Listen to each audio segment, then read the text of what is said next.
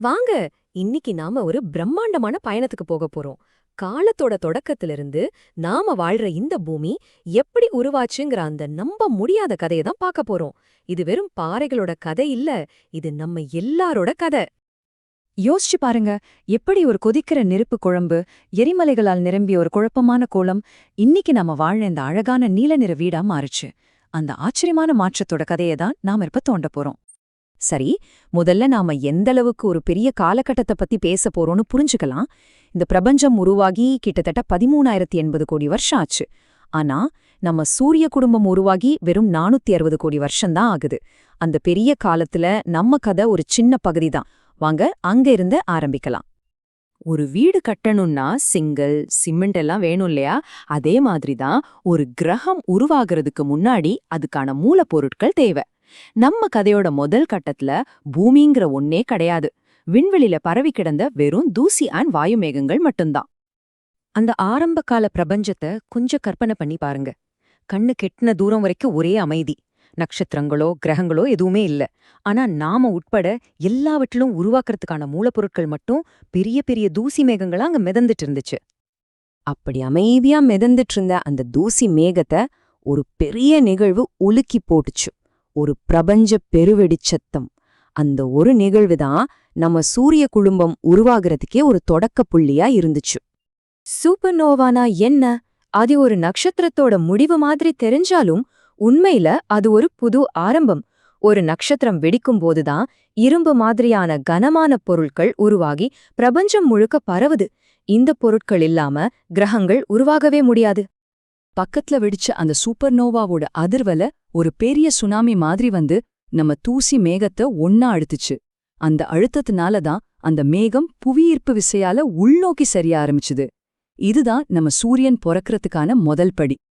இதுதான் ரொம்ப ஆச்சரியமான விஷயம் தெரியுமா? அந்த தூசி மேகம் சுருங்க ஆரம்பிச்சப்போ அதிலிருந்த 99% மேலான பொருள் எல்லாம் ஒன்னு சேர்ந்து நம்ம சூரியனா மாறிடுச்சு. மீதி இருந்த வெறும் 1% தூசில தான் நம்ம பூமி, மத்த கிரகங்கள், சிறுகோள்கள்னு எல்லாமே உருவாச்சு. சரி, இப்போ நம்ம முழு கவனத்தையும் அந்த மீதி இருந்த 1% தூசி மேல வைக்கலாம்.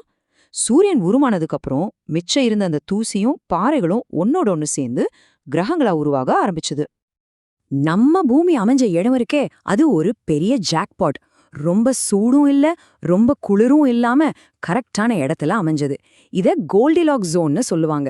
இந்த இடத்துல தான் உயிரோட ஆதாரமான தண்ணி திரவ நிலையில இருக்க முடியும்.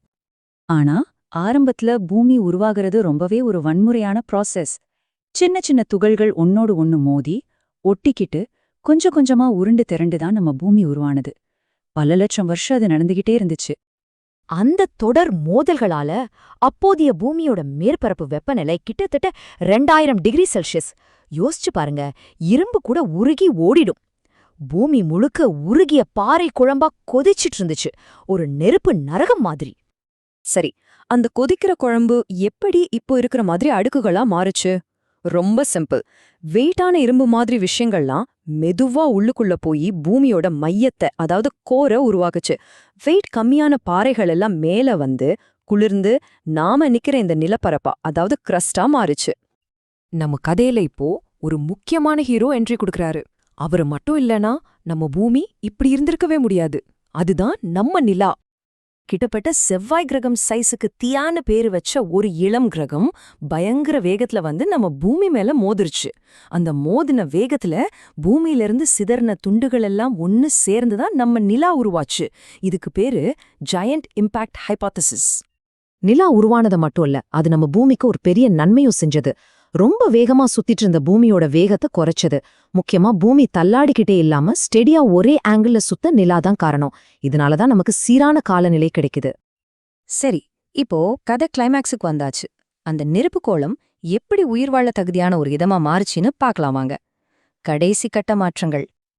அன்னைக்கு பூமி கொதிக்கிற பாறை குழம்பு, மூச்சு முற்ற விஷவாயு, ஒரு சொட்டு தண்ணி கூட கிடையாது. ஆனா இன்னைக்கு திடமான நிலம், நாம சுவாசிக்கிற காத்து, விஷாலமான கடல்கள். என்ன ஒரு நம்ப முடியாத மாற்றம் இல்லையா? இந்த மாற்றம் எப்படி நடந்ததுன்னா அதுக்கு 3 முக்கிய விஷயங்கள் காரணம்.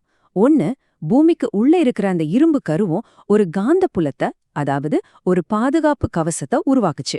2 விண்கற்கள் வந்து மோதனப்போ அதிலிருந்து வந்த வாயுக்கள் நம்ம வளிமண்டலத்தை உருவாக்குச்சு.